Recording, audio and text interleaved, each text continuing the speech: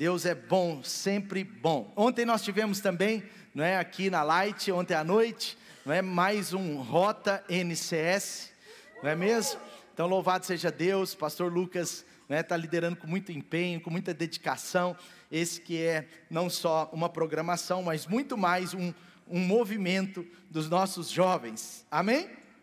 Muito bem, vamos à palavra, Marcos capítulo 8, o Evangelho de Marcos capítulo 8, essa palavra é muito importante para a sua vida. Eu quero trazer aqui uma ideia para o seu coração, não é? Sobre a visão de Deus para a sua vida. Quero aproveitar que nós já ministramos sobre visão, e eu quero falar um pouco, não é, sobre essa visão que Deus tem para mim, para você, não é? Como que nós vamos vivê-la, como que nós vamos experimentá-la, não é? Como nós vamos receber uma visão de Deus para nós.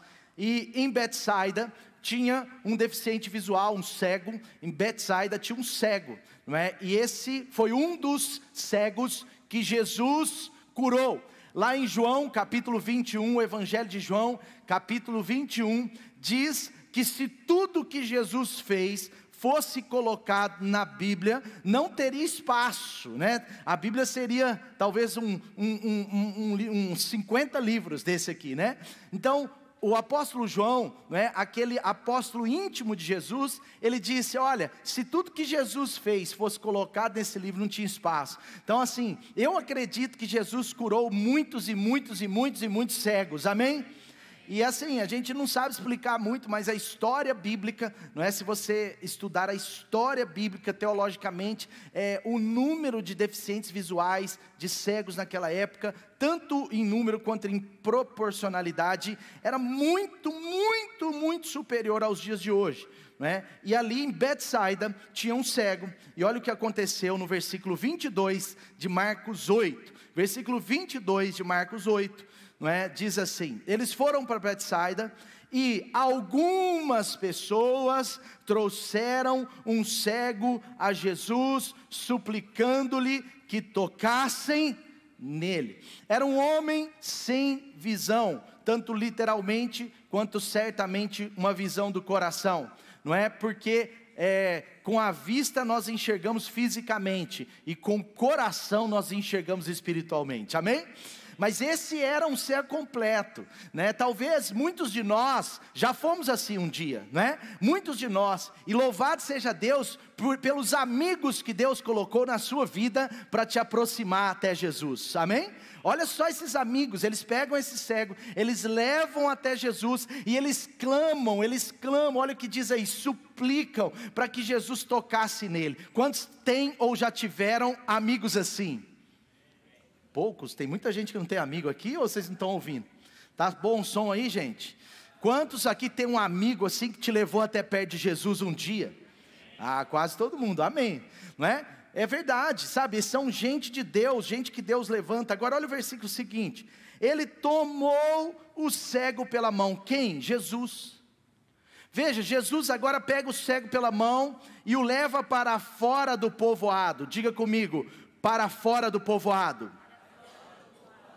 Depois de cuspir nos olhos do homem e impor-lhes as mãos, Jesus perguntou, você está vendo alguma coisa? Então primeiro, Jesus faz uma primeira ministração, ele põe as mãos sobre o cego, né, ali nos olhos do cego, e ele fala, e agora, você está vendo? E aconteceu alguma coisa, só que não foi tudo, aconteceu parcialmente, gradualmente. Nessa primeira fase, olha o que aconteceu, ele levantou os olhos e disse, vejo pessoas. Diga comigo, vejo pessoas, mas elas parecem árvores andando. Ele está dizendo, eu estou enxergando, mas está tudo embaçado. Quem usa óculos aí, e principalmente quem tem mais de 3, 4 graus, né, nos óculos, sabe do que ele estava falando, né? Aquela visão embaçada, eu estou vendo uns vultos, umas coisas andando, né? Não é assim, sim ou não? E também quem já fez exame de vista, quem já fez exame de vista aí? Eu fui fazer exame de vista uma vez, nunca esqueço esse dia, e porque sofri, né? Sofrimento, tadinho. Mas eu fui fazer exame de vista e eu falei assim, não vou de carro, porque estava escrito lá que tinha que ir com acompanhante, eu não tinha acompanhante para ir, né? E aí eu fui eu fui fazer o exame de vista e falei, não preciso de acompanhante não, depois eu pego um Uber, né? A Dani não podia estar comigo. Falei, depois eu pego um Uber, né? Vou embora. Quem disse que eu enxergava o celular, gente? Saí do exame, eu fechava o olho, eu esfregava o olho, eu lavei o olho várias vezes, né? Como se resolvesse.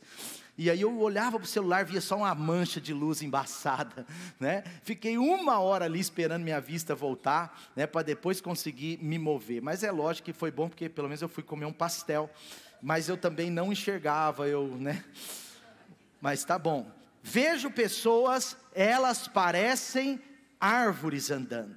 Mais uma vez, Jesus colocou as mãos. Então agora a segunda vez, Jesus coloca as mãos novamente, né, vamos dizer assim, Jesus novamente coloca as mãos sobre os olhos do homem. Então agora na segunda vez, os seus olhos foram abertos e a sua vista lhe foi restaurada, e ele via tudo claramente. Jesus agora mandou-o para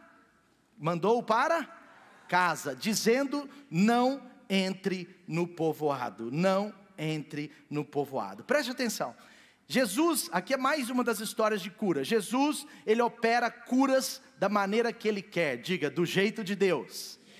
Mas sabe, muitas coisas na sua vida e na minha vida, muitas curas, milagres, libertações, né, promoções, bênçãos de todas as maneiras, Deus opera instantaneamente, sim ou não? Você já recebeu uma bênção instantânea, uma coisa que acontece assim, uau, sabe? Mas outras coisas Deus faz com um processo, diga processo. Esse cego não foi curado instantaneamente, precisou que Jesus intercedesse, colocasse as mãos sobre ele 2 vezes.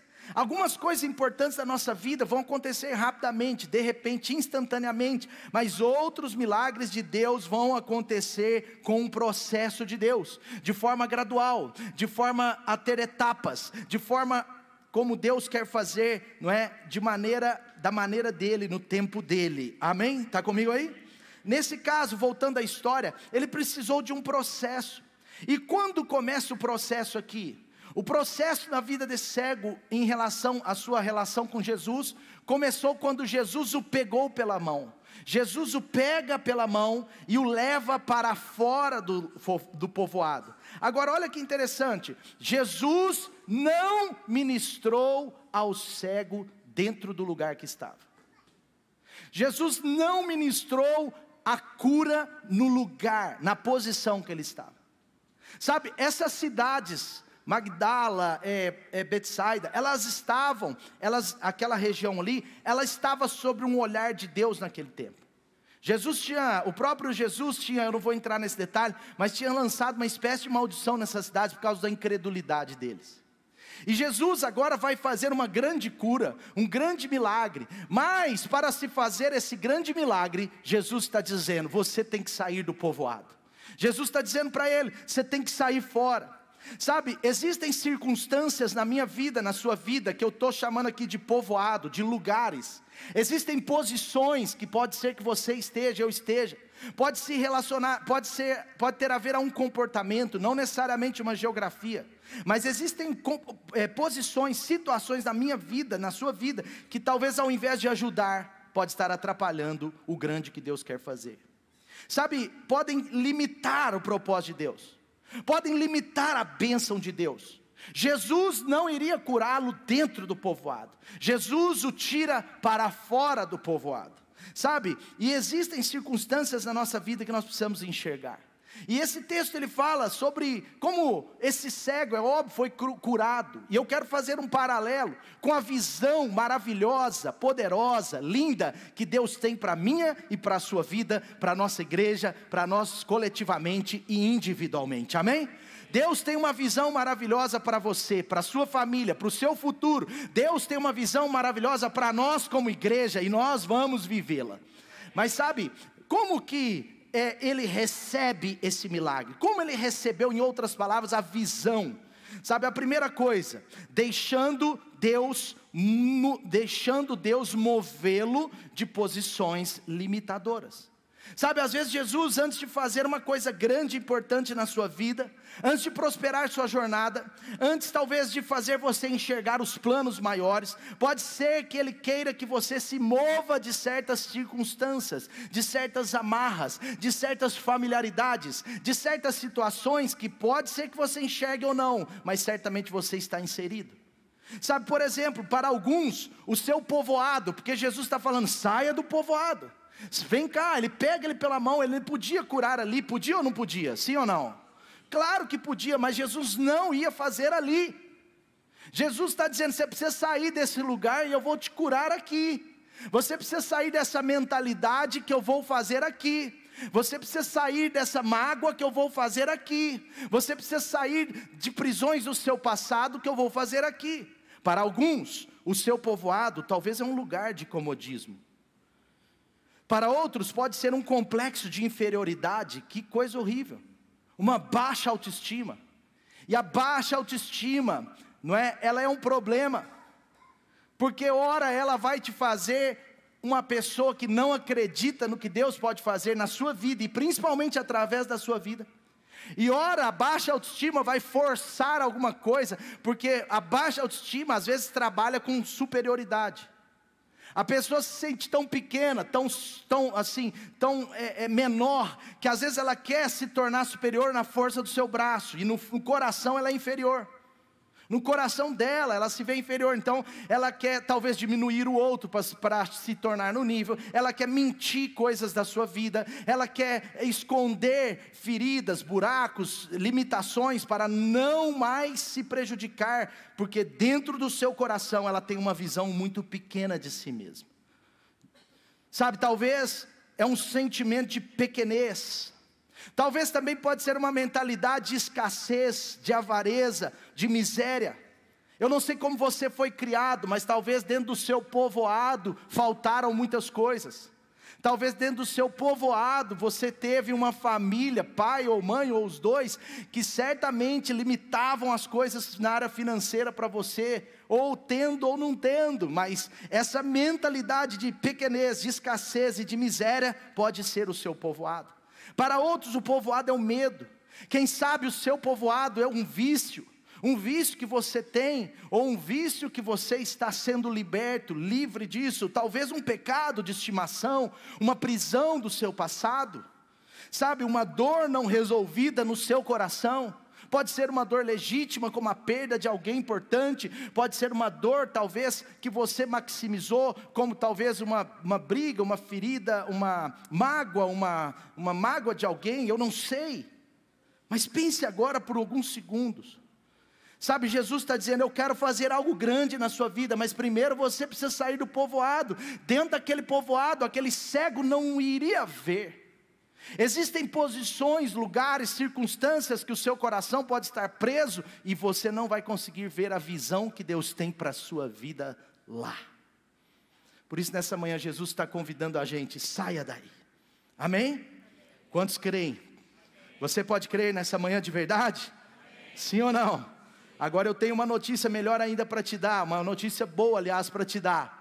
E eu quero te dar de verdade, do fundo do meu coração, não importa qual é o lugar que você precisa ser retirado, Jesus vai pegar você pelas mãos, Jesus vai pegar na sua mão e vai tirar você para fora. Ele tem poder para tirar você de qualquer lugar, de qualquer posição. Ele tem poder para pegar o seu coração do jeito que está e transformar num coração pronto para ver o que Ele quer te dar, o que Ele quer manifestar na sua vida. Nessa manhã Jesus já está começando algo no seu coração. Jesus está clamando assim, dizendo o seu nome. Ele está te chamando para fora. Ele está dizendo, filho, vem para fora, porque tem algo especial da minha parte para você. E se nós formos bem sinceros aqui, nós também temos que lembrar que muitos de nós, se não todos, nós estamos aqui hoje porque Jesus nos tirou desse povoado, nos tirou desse lugar. Sabe, se você quiser ter uma visão completa de Deus, do que Deus tem para a sua vida, para a nossa igreja, uma visão de futuro, uma visão do que Deus vai fazer na história dos seus filhos, uma visão do que Deus vai fazer no seu casamento, uma visão do que Deus vai restaurar na sua casa, você precisa sair desse buraco. Espiritualmente era um buraco. Jesus estava falando, eu tenho que te tirar daqui, senão você não vai enxergar. Pode ser uma fé limitada, uma visão pequena, mas Deus quer mudar a sua história, amém? Deixa eu contar uma história para vocês. Tem um negocinho aí? Você traz para mim, por favor, Lari, muito obrigado. Obrigado. Muito obrigado, Lari. Eu vou contar uma história para você. Deixa isso daqui aqui, você não pode ver antes da hora, não. 2 homens estavam pescando. Eu não vou perguntar aqui quem gosta de pescar, porque a última vez que eu perguntei isso eu me decepcionei. Mas eu gosto.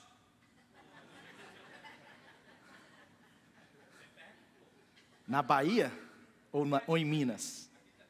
2 homens estavam pescando numa big represa.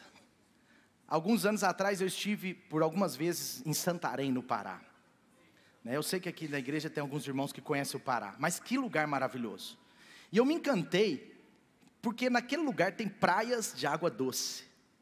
Eu me encantei também porque o rio lá parece mar, você não vê o outro lado. Que experiência.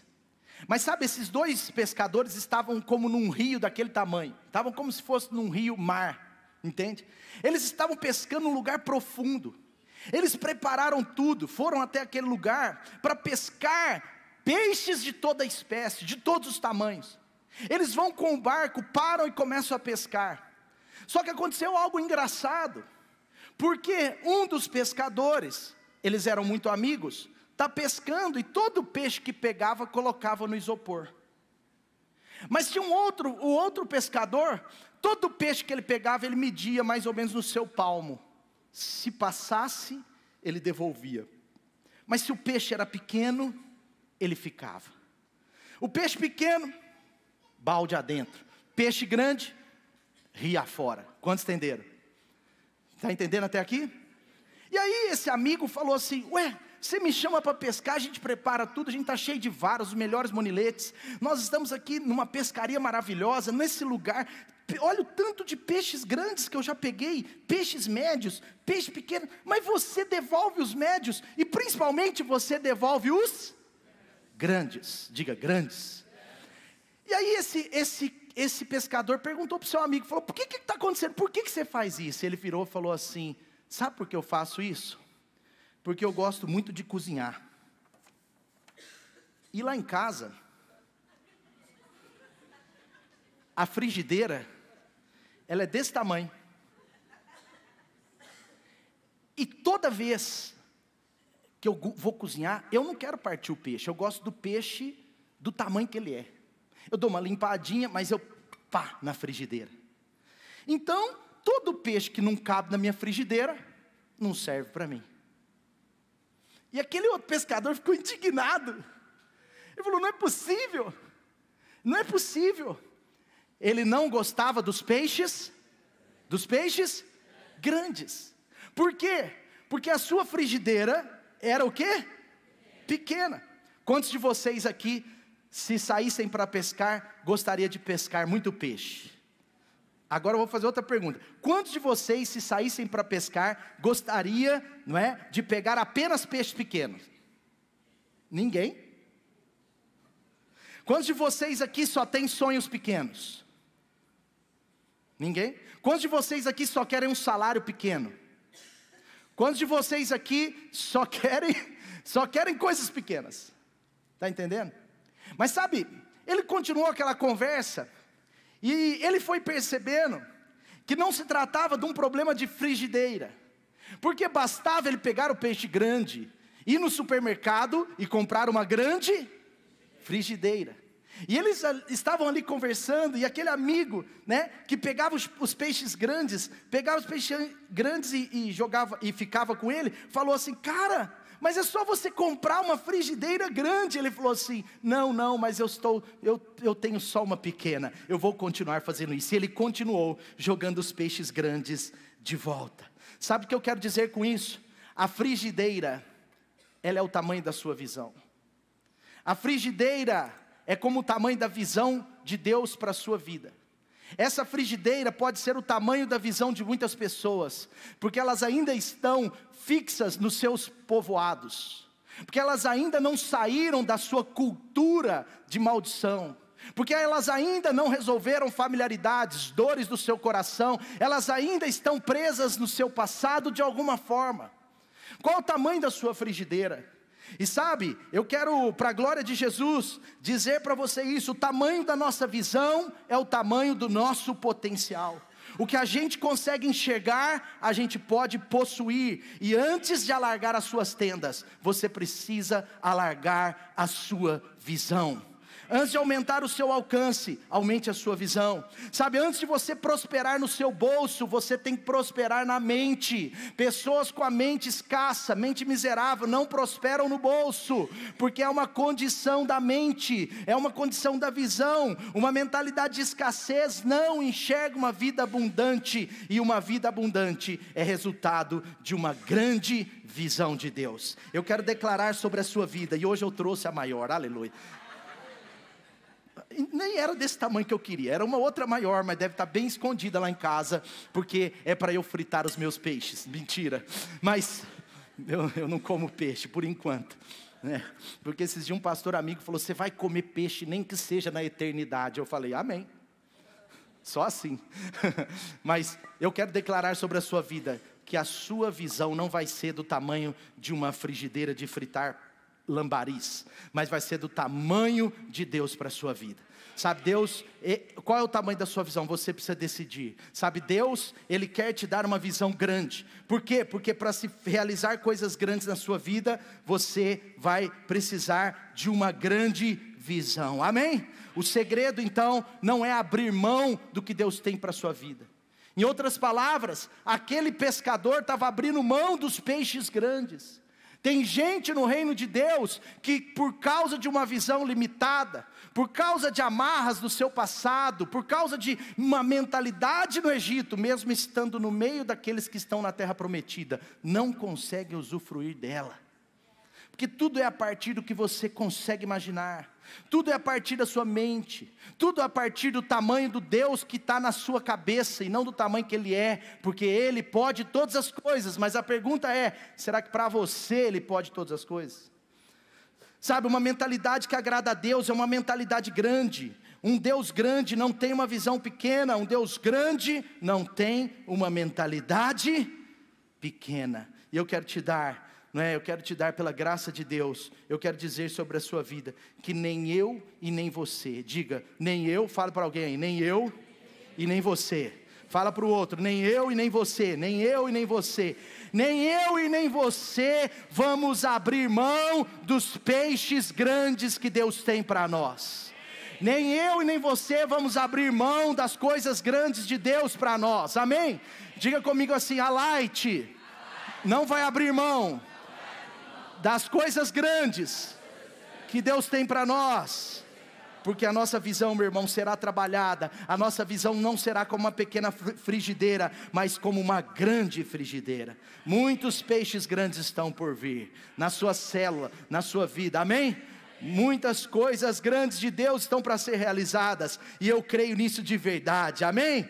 Diga assim: o que Deus tem para a minha vida é grande. Qual é a vontade de Deus? Como é a vontade de Deus para você? Não. O que Deus tem para a sua vida é? Como é a vontade de Deus para você? Grande. Faz sentido ou não? Grande, diga grande. É uma igreja bíblica mesmo, né? Já citou o versículo, aleluia. As promessas de Deus para você são grandes. O que Deus está preparando para o seu futuro é? A visão de Deus para a sua vida é? A visão de Deus para essa igreja é? Grande é a sua fé, amém? Grande é a beleza de Deus, grande o seu amor, grande o que Deus tem, é grande. Nós não vamos aceitar o pequeno.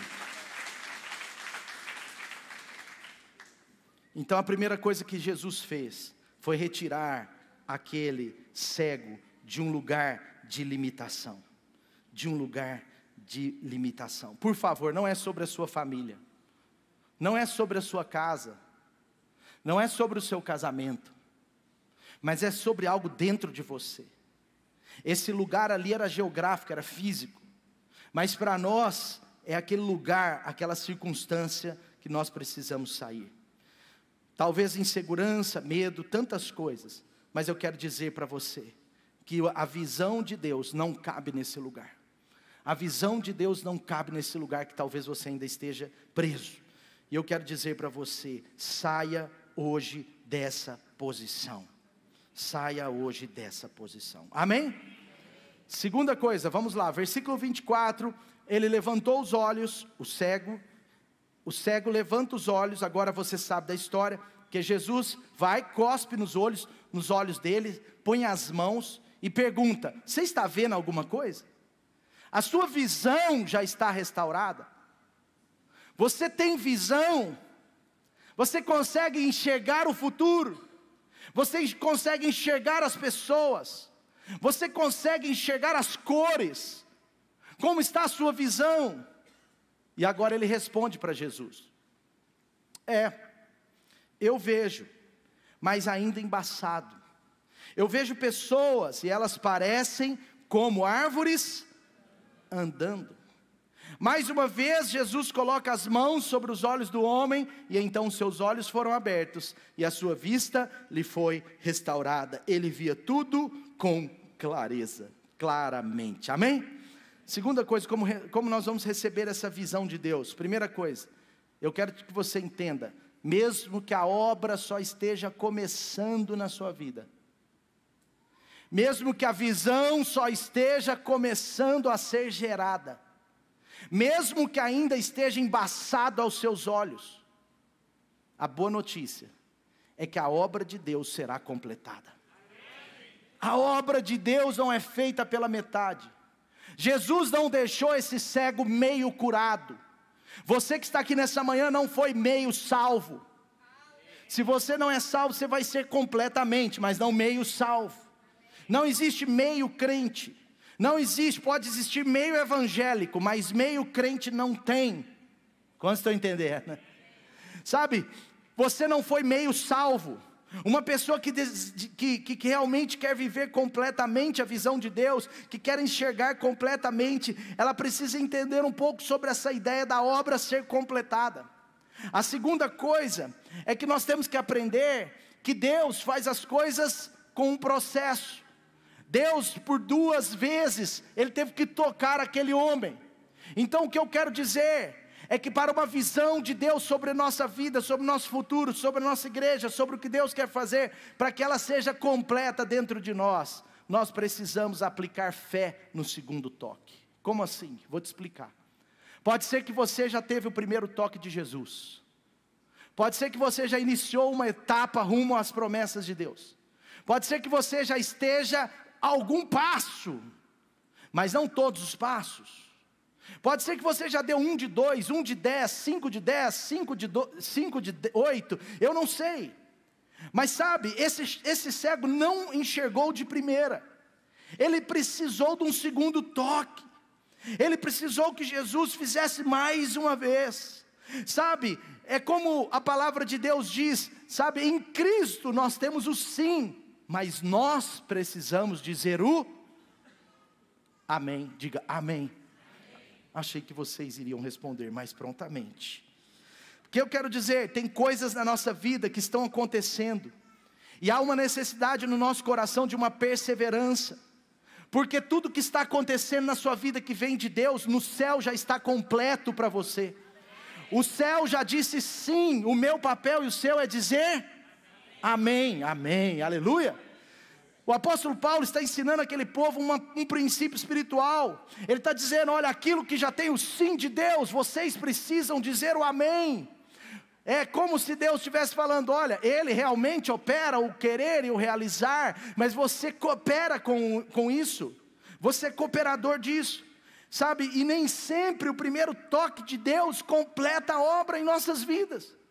Aliás, a maioria das vezes a obra de Deus em nossas vidas não é por um toque, mas por muitos toques, por um toque, por 2 toques, por 3 toques, 4 toques, você percebe como Deus vai formando o sim dele para o nosso amém. O primeiro toque pode ser a primeira parte de uma promessa, pode apontar aquilo que Deus já construiu até aqui, o que Deus fez na sua vida até aqui, na sua família até aqui. O primeiro toque pode apontar para onde você conseguiu caminhar até aqui. O primeiro toque pode ser uma parte cumprida, mas eu preciso te dizer nessa manhã com muito carinho, nós temos que ter uma imensa gratidão pelo que Deus fez até aqui. Diga-se: obrigado, Senhor Jesus, pelo que o Senhor fez até aqui. Obrigado pelo primeiro toque. Mas nós precisamos aplicar fé no segundo. Não adianta eu agradecer o primeiro e virar as costas para o segundo. Esse cego não foi burro. Esse cego não foi ignorante. Esse cego estava de fato meio cego nas vistas, mas no seu interior, na primeira oração, ele já enxergou ele vendo. O desafio de você enxergar embaçado não é você somente agradecer pelo que já aconteceu, mas é você enxergar o que vai acontecer. Jesus está dizendo: não pare na primeira etapa. Sabe, Deus ele tem uma visão para a minha vida, para a sua vida, e a boa notícia, e eu acredito de verdade, é que Ele não terminou. Sabe, nós não podemos parar, nem mesmo contentar com a primeira parte de Deus. Por que eu estou dizendo isso? Porque tem pessoas que às vezes foram meio curadas no seu interior, mas pararam o processo. Tem pessoas no reino de Deus que foram meio curadas no seu caráter, mas chega um ponto que começa a doer, porque a cura é completa, Deus está trabalhando dentro de nós, e a gente para. Tem pessoas que foram meio libertas da sua religiosidade, mas param. Tem pessoas que foram meio libertas de espíritos influentes na área financeira, mas param. Tem pessoas que foram meio tratadas na sua forma, nos seus comportamentos, mas param. Então aparentemente se tornam pessoas meio crentes, ainda que não são.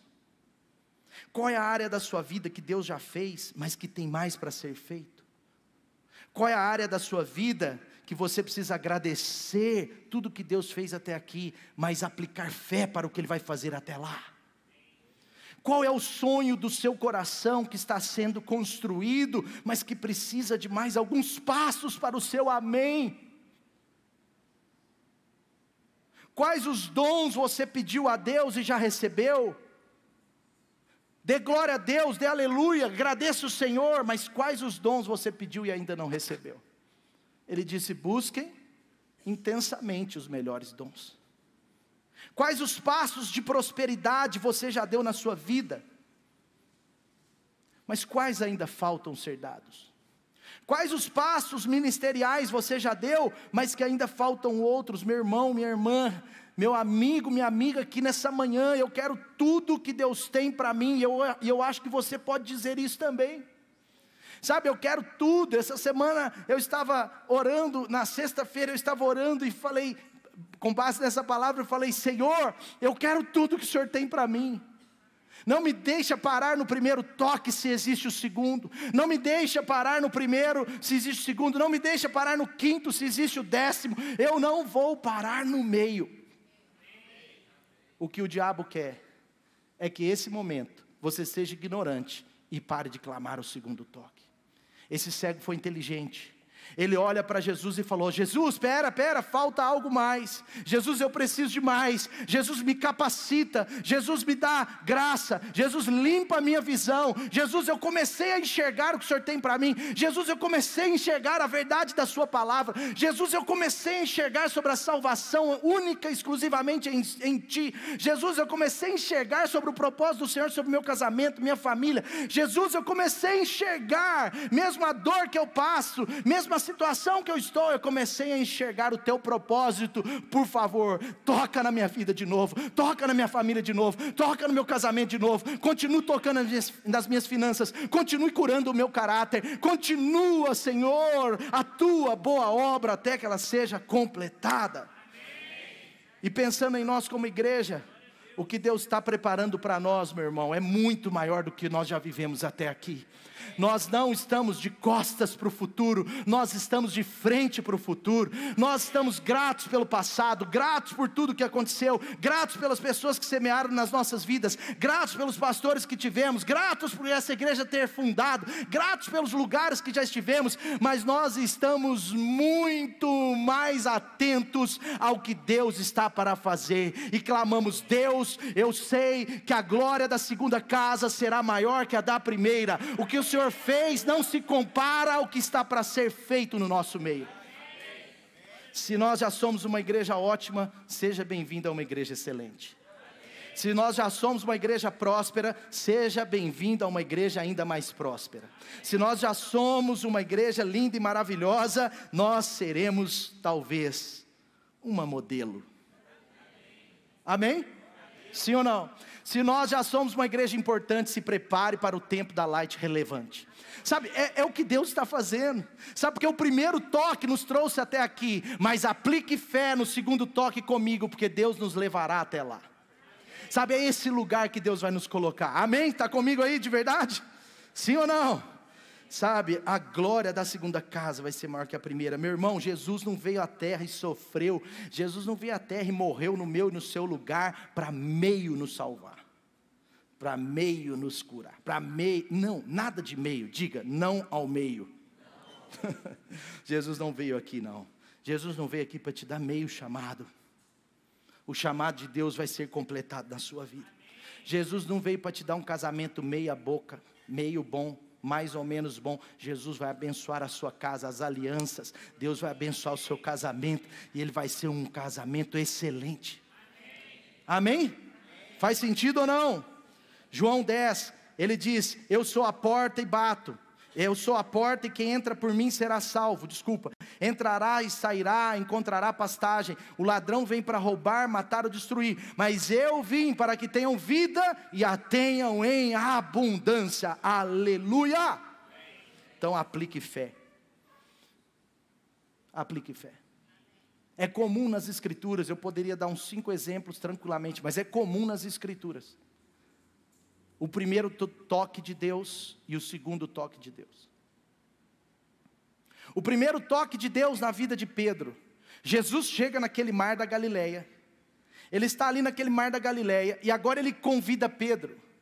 Tem a pesca maravilhosa, a primeira, a pesca maravilhosa, muitos peixes, quase a rede se rompeu. Pedro está maravilhado, ainda era Simão, e Jesus o convida para ser discípulo. O primeiro toque de Deus na vida de Simão, o Pedro, foi para que ele fosse discípulo, para que ele tornasse agora não só pescador de peixes, mas um pescador de homens. Talvez você já teve esse toque. Se você ainda não teve esse toque de Jesus, nessa manhã, Jesus está tocando o seu coração, está te chamando: vem ser meu discípulo, vem andar comigo, vem me seguir, eu vou transformar a sua história. A sua vida, que ela é uma vida só focada nessas coisas daqui. A sua vida talvez quer acordar, tomar café, tomar banho, comer, dormir, vai acabar, porque eu vou fazer uma vida bem superior. Eu vou te dar um propósito que vai além do que você vê. Eu estou colocando na sua vida um propósito eterno. Jesus convida você nessa manhã com o primeiro toque. Ele toca o seu coração nessa manhã, e Ele está dizendo: vem andar comigo, vem ser um verdadeiro seguidor meu, eu te farei um grande discípulo. Jesus convida Pedro: Pedro, vem ser pescador de homens, lá no mar da Galileia. E graças a Deus, Pedro foi. Pedro atende ao primeiro toque de Jesus. Faz sentido? No primeiro toque de Jesus, Pedro é convidado a ser da sua equipe. Mais 3 anos depois, agora, no mesmo mar, no mar da Galileia, Pedro está pescando. Ele tinha vivido 3 anos e pouco com Jesus, mas infelizmente, ele tinha negado Jesus naquela noite em que Jesus estava sendo preso para ser crucificado. Pedro tinha negado Jesus, e agora Jesus, ressurreto, depois de alguns dias, Jesus está lá no mar da Galileia, e agora ele tem um segundo toque na vida de Pedro. Enquanto o primeiro toque na vida de Pedro é convidado para ser da equipe de Jesus. Agora, o segundo toque de Jesus para Pedro é convidado a liderar uma equipe. Talvez você precise do segundo toque. Porque no reino de Deus, o primeiro toque te coloca dentro do arraial, mas o segundo toque é que te potencializa com o arraial. Pedro agora está sendo potencializado, por isso que depois desse toque, ele prega e 3.000 homens se convertem, são batizados. Quantos estão entendendo? O primeiro toque de Jesus com Pedro foi: seja da minha equipe. O segundo toque é: lidere uma equipe minha. O primeiro toque de Jesus com Pedro salva a vida de Pedro. O segundo toque transforma o seu caráter. O primeiro toque na vida de Jesus, na vida de Pedro, que Jesus deu, certamente o convidou a ser pescadores de homens. Mas o segundo toque, ele não só disse: vai pescar homens, mas ele disse: você vai batizar milhares, você vai ministrar o meu batismo com o Espírito Santo. Ou seja, é muito mais poderoso. Jesus não chama Pedro apenas para segui-lo, mas Jesus agora trata sobre o seu chamado. Enquanto ele disse: vem ser pescadores de homens, 3 anos depois ele fala assim: você me ama? Então agora cuide das minhas ovelhas. Sabe por quê? O primeiro toque de Jesus certamente muda tudo na sua vida, até ali. Mas o segundo toque de Jesus muda tudo na sua vida, para mudar a vida de muitas pessoas. A sua vida está só no primeiro toque, então está voltado para si mesmo. Se tiver o segundo toque, sua vida vai estar mais para fora. Amém? Está comigo aí? Segunda coisa então, eu quero dizer para você, que a obra que Jesus começou, Ele vai completar na sua vida. Ele vai completar no seu casamento, na sua família, na sua caminhada com Jesus, no seu caráter, na área financeira. Deus vai tratar. Se você disser nessa manhã: eu quero o segundo toque. Amém ou não? Sabe por que eu estou dizendo isso, meu irmão? Porque tem muito crente vivendo de vitórias parciais. Tem muito crente vivendo de uma vitória que não é a vitória. É só um pedaço da vitória. Quantos estão entendendo? Tem muita gente assim: ah, que legal, aconteceu isso. Sim, você tem que achar legal, mas não significa que isso é tudo. Eu acredito que é só o começo, é resultado do primeiro toque de Jesus nessa história, nessa circunstância. Amém? Eu tenho uma boa notícia para você, eu quero te dar agora. Levante suas mãos assim se você quiser, mas eu quero dizer para você aqui, pela graça de Deus, que esse primeiro domingo de julho, primeiro domingo do segundo semestre de 2024, primeiro domingo de julho, é o seu segundo toque de Deus. Amém? É o seu segundo toque, é o segundo toque de Deus na sua vida, porque Deus, Ele quer que você tenha uma visão maravilhosa dEle, sobre o que Ele quer fazer na sua vida. Primeira coisa, para você enxergar a visão de Deus, para você enxergar a visão de Deus, você realmente tem que sair desse lugar. Segunda coisa, você precisa aplicar fé no segundo toque de Deus. Segundo toque de Deus. Amém? E terceiro e último, como nós vamos receber a visão de Deus? Olha o que aconteceu nessa história. A história continua. Esse cego é curado para a glória de Jesus. Ele foi curado. Por quê? Por que ele foi curado? Porque Jesus não vai fazer as coisas pela metade. Faz sentido ou não? Você percebe que, olha, só um parênteses, uma coisa que eu me lembrei, que eu ia falar, e eu fui no fluxo e não falei. Mas você percebe que, enquanto ele não teve o segundo toque, ele enxergava as pessoas como árvores. Pessoas rasas na fé, pessoas parcialmente transformadas, ainda enxergam as outras pessoas mais ou menos. Mas as pessoas que estão dizendo: faz tudo na minha vida, Jesus, tudo que eu tenho é teu, elas começam a enxergar os outros de maneira diferente. Amém ou não? Entende? A vida muda o sentido. Enquanto você não tiver aquele toque completo de Deus na sua vida, as outras pessoas são pessoas. Olha que legal, ó, tem 300 pessoas, 200 pessoas, muito legal, tem gente à noite, tem gente na minha célula. Aliás, a coxinha fica mais valorosa que as pessoas. Não é o meu caso, apesar de eu gostar muito. Mas sabe, Deus não te chamou para ver as pessoas como árvores. Deus te chamou para ver as pessoas como ovelhas perdidas, que precisam de Deus. Deus te chamou para ver as pessoas como ovelhas de Deus e cuidar bem delas. Veja, 1 Pedro é chamado a pescar homens. Ele enxergava homens como peixes. Mas agora, Pedro é convidado a enxergar as pessoas como ovelhas. Como você enxerga as pessoas, determina o nível da sua visão. Vamos voltar, e o último ponto, versículo seguinte, vamos lá, versículo 25, olha o que diz aí, 25 e 26, olha só.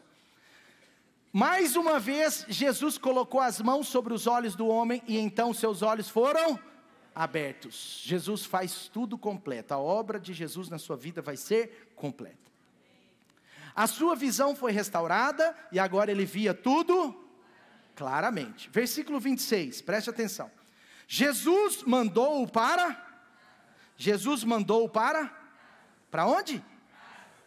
Mas olha só, onde que ele morava?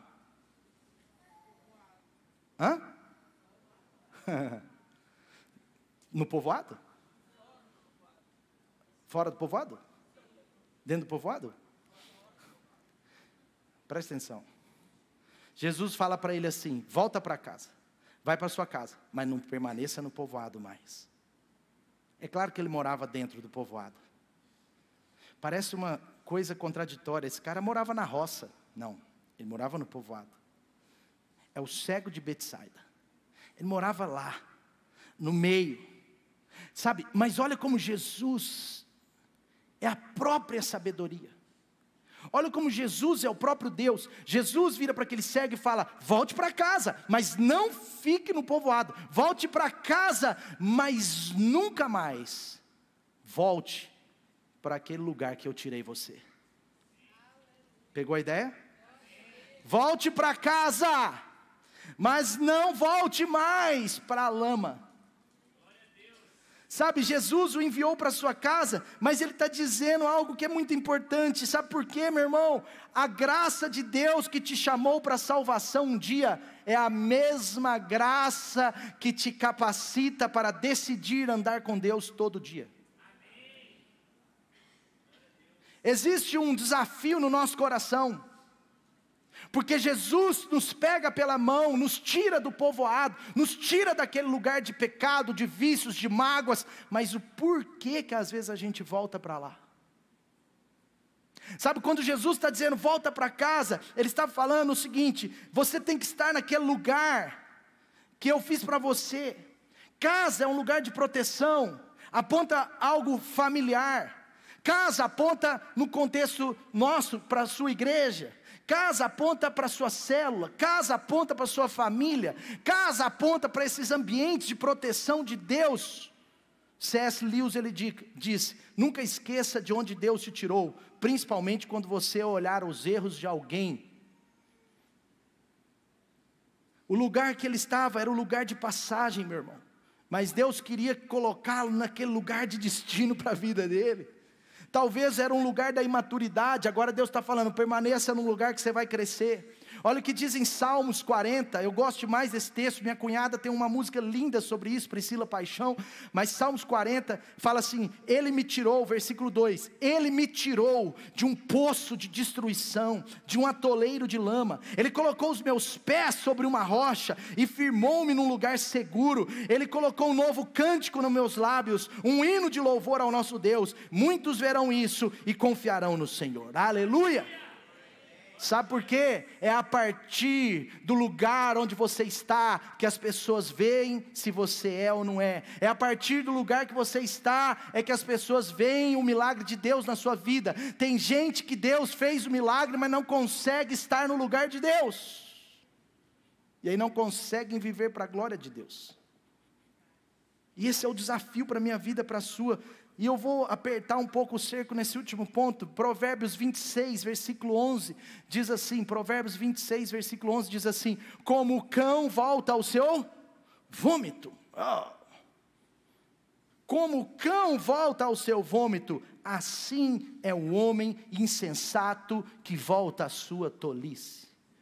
O convite de Jesus não era apenas para resgatá-lo de lá, mas para tirá-lo de lá para sempre. O convite de Jesus para mim e para a sua vida é que a partir do processo da libertação do seu coração, a partir das familiaridades, das maldições hereditárias eventuais que você precisa ser livre, a partir dos paradigmas que você está quebrando, a partir da salvação que você está consolidando, a partir das curas no seu interior, pode ser no seu exterior, a partir disso, você permaneça nesse lugar, no novo de Deus, na nova criatura, na santidade do céu, sabe, não volte mais atrás. Você já está sendo liberto na área financeira da sua vida, porque o nosso país tem muita maldição nessa área, meu irmão. Nós temos uma influência muito grande, nós somos um país que nasceu na exploração. A mente natural de um brasileiro é que ele vai ser explorado.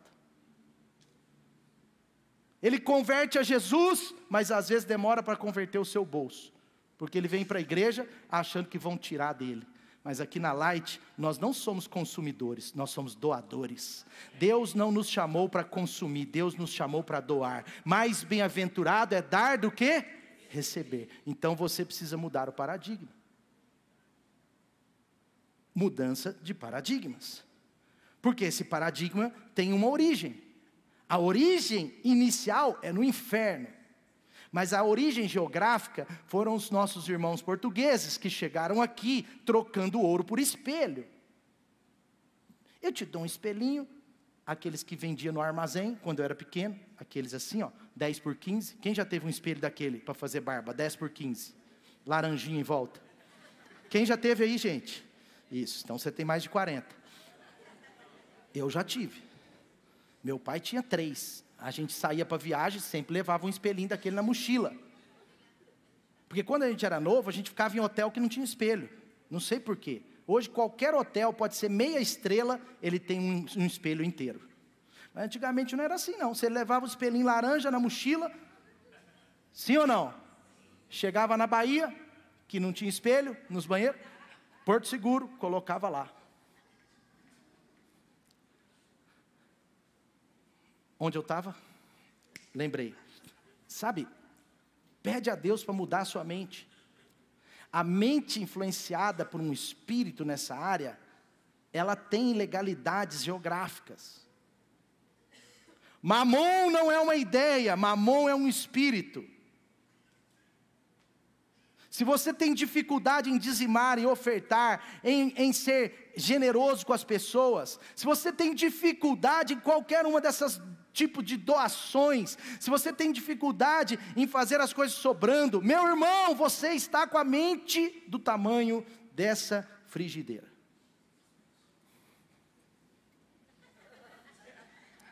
Não serve nem para tampar minha careca. A frigideira. Faz sentido? Deus quer mudar a sua mente. Deus quer mudar a visão.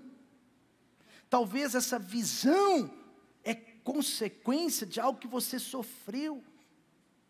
A minha mãe sofreu fome. Meu pai não, mas minha mãe teve fome na infância. Sofreu falta de comida. Ficou 15 dias sem comer carne. Então, por exemplo, algumas coisas na vida da minha mãe que eram interessantes. Era melhor ela falando, claro. Mas a minha mãe não gostava de chocolate. E eu falei, não existe alguém que não goste de chocolate de coxinha. De coxinha eu ainda não encontrei, mas de chocolate eu já encontrei uns 4. Mas no caso da minha mãe, deixa eu te contar. Sabe por que minha mãe não gostava de chocolate? Porque meu avô não tinha dinheiro para comprar chocolate. Nem o de parafina. Aí sabe o que ele falava para os filhos? Chocolate é ruim. É horrível. E vai sendo repetido. E aí meu pai faleceu, aproximei mais ainda da minha mãe, em 2015. E eu comecei a levar chocolate lá, eu almoçava lá toda quinta, quando eu não estava viajando. E eu comecei a levar chocolate lá. Eu comecei a levar uns chocolates mais desses doces, sabe? Bem ao leite ao quadrado. E eu comecei a falar, mãe, come um pouquinho de chocolate. Ela começou a comer chocolate. E ela gostou de chocolate. Ela começou a comer chocolate. Passaram-se 6, 7 meses dessa ideia que eu levava chocolate lá. Um dia nós fomos juntos ao supermercado. Eu fui junto com a minha mãe para a gente bater um papo, tá junto. E minha mãe para na parte de chocolate e enche o carrinho de barras de chocolate. E eu falei, mãe, para quem? Para mim, meu filho, é compra do mês. Quantos estão entendendo? Porque às vezes, o seu costume, o seu comportamento, é fruto de um paradigma e não da verdade de Deus. Quantos estão entendendo? Na cabeça dela, ela ouviu isso o tempo inteiro. E aí voltando, como minha mãe ouvia do seu pai, não tem dinheiro, não tem dinheiro, não tem dinheiro, não tem dinheiro, talvez é o que você ouviu a vida inteira do seu pai. Gente cobrando, gente... O mindset, a mentalidade dela se tornou uma mentalidade difícil. E quando nós éramos mais jovens, meu pai fez um trabalho no coração da minha mãe, na mente da minha mãe, porque ela sempre tinha medo de faltar. Mas não é pela palavra, porque a palavra de Deus diz em Salmos 23, o Senhor é o meu pastor, se Ele é o seu pastor, nada te faltará. Mas é porque ela ouvia o pastor dela até os 17 anos, falar todos os dias, não vai ter. E de fato, aquela profecia se cumpria quase todo mês, não tinha. Como nós somos formados, determina como nós agimos e pensamos. A visão que Deus tem para você é muito maior. A visão que Deus tem para você não é pequena, ela é grande. Amém? Finalizando aqui esse ponto. Como o cão volta ao seu vômito, assim o homem insensato que repete a sua tolice. Sabe o que Jesus está falando para aquele cego? Cara, vai, volta para casa. Você agora está curado, você tem uma visão grande. Aquele povoado que fez você ter uma visão pequena, não pode te fazer retroceder. Sabe o que Jesus estava falando? Mude as suas influências. Aí alguns coaches exageram, eles falam assim, não se relacione, não é isso. Não é sobre relação. Porque se fosse assim, Jesus seria o primeiro vacilão. E ele não era, não é e nunca será. Não é sobre você estar com as pessoas, mas é sobre você escolher as que te influenciam. Você pode estar com as pessoas que você vai influenciar. Você pode amar, você pode ajudar. Você tem parentes de todo jeito. Você tem mentalidades ao seu redor de todo tipo. A única coisa é que Jesus está dizendo, cego, você agora vê, eu tenho uma visão sobre a sua vida, você está enxergando, e agora, para você não perder a minha visão, você precisa escolher quem vai te influenciar. E se você voltar para o povoado, você está no sal. Faz sentido ou não? 2 Pedro 2, diz assim, 2 Pedro 2, versículo 20, o apóstolo Pedro, que foi alvo desse segundo toque de Deus, ele está dizendo assim, se vocês tendo escapado das contaminações do mundo, por meio do conhecimento do nosso Senhor e Salvador Jesus Cristo, encontram-se novamente pelos enredos e por elas dominados, estão agora em pior estado do que no princípio. A sabedoria está dizendo, cara, se você voltar à tolice que Deus te tirou, você está voltando ao vômito. Mas agora o apóstolo Pedro, dotado de poder do Espírito, inspirado por Deus, está dizendo, cara, vocês foram transformados, Deus tirou vocês de uma mentalidade de frigideirinha, Deus aumentou a mentalidade, Deus tirou vocês de uma visão pequena, colocou vocês numa grande, Deus tirou vocês de uma vida de pecados, de estimação, de vícios, colocou vocês sobre uma vida de luz, Deus tirou vocês da miséria, da escassez, e colocou vocês numa vida abundante, vocês estão prosperando na sua casa, na sua família, Deus tirou vocês de um casamento meia boca, de uma meia cura, de um meio acontecimento, de um meio fato, de uma meia salvação, e Ele deu tudo para você ter tudo. Então agora, nunca mais volte ao seu passado, porque lá não é o seu lugar, porque se você voltar ao seu passado, o seu estado vai ser pior do que o primeiro. Você já viu o estado de um desviado profissional? Porque tem alguns desviados que é só carência, manha. Ele quer alguém indo lá, vem cá, mas tem desviado que é verdadeiro, profissional. Virou as costas para a fé. Não é perdeu a salvação, mas é apostatou. Você conhece algum? Sim ou não? Pode ter certeza. Sua vida será pior do que no princípio. Se não acontecer com ele, acontece com seus filhos. É muito triste. Não sou eu que estou dizendo. É a palavra de Deus. Pedro continua, versículo seguinte, ele fala: teria sido melhor que não tivesse conhecido a justiça. Teria sido melhor não ter sido curado. Teria sido melhor não ter sido salvo. É a palavra de Deus que está falando, do que depois de ter conhecido a verdade, voltarem as costas para o santo mandamento que lhes foi transmitido. Confirma-se neles que é verdadeiro o provérbio: o cão voltou ao seu vômito, e a porca lavada voltou a revolver-se na lama. Meu irmão, minha irmã, aqui nessa manhã, se apegue ao Salvador e à salvação. Se apegue ao Deus da igreja e à igreja. Se apegue a tudo que Deus fez na sua vida. Sabe, todos nós precisamos cuidar do nosso coração, da nossa vida, para nunca mais voltar daquele lugar que Deus nos tirou. Amém ou não? Faz sentido ou não? Agora deixa eu te falar uma coisa para concluir. Preste atenção. Só para você entender um pouco sobre isso aqui. Jesus, ele estende as suas mãos, a sua mão, ele pega na nossa, ele nos tira de lá. Sim ou não? Faz sentido? Lembra da história? Jesus pega na nossa mão, nos tira. Depois Jesus pega a sua mão, um toque, 2 toques. Sim ou não? Mas e agora? Agora não. Jesus, ele intervém para te tirar de lá. Mas a decisão de voltar é sua. A decisão de não voltar é sua. Faz sentido ou não? Mas o que eu quero concluir é dizer para você: nunca mais volte ao lugar que Deus te tirou. Se você não voltar mais, preste atenção, se você não voltar mais para aquele lugar, e permanecer na terra prometida, os seus filhos serão abençoados mais ainda. Os seus filhos nunca vão ter que pisar na lama que você já pisou. Seus filhos nunca vão ter o mindset da frigideirinha.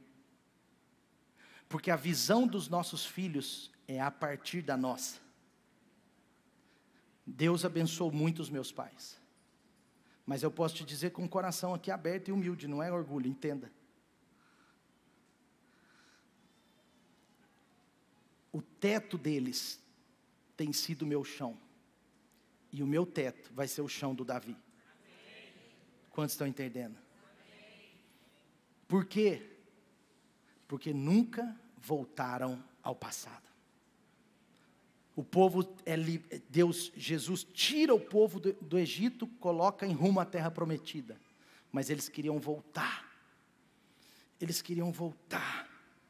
Sabe, se Deus te libertou de algo, meu irmão, seus filhos serão libertos por natureza. Ah, meu pai era alcoólatra, ai, meu avô era isso, meu irmão, corte isso na sua vida, porque os seus filhos não vão imitar mais o seu avô do que você.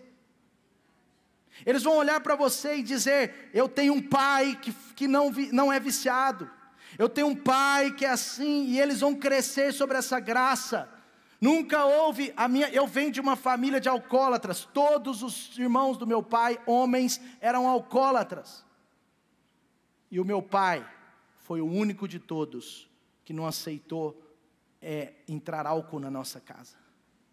E eu e meu irmão nunca lutamos contra o álcool, porque essa batalha já foi vencida pelos meus pais. Eu estou falando a verdade, eu nunca tive tentação. Eu posso sentar numa mesa com alguém tomando uma cerveja gelada, quente, espumante, uísque, vinho. Eu não tenho problema, porque aquilo não mexe em nada comigo. Eu não fico tentado. Mas o meu pai me contou uma vez que até os seus 38 anos, toda a mesa com bebidas, era um ataque na sua mente.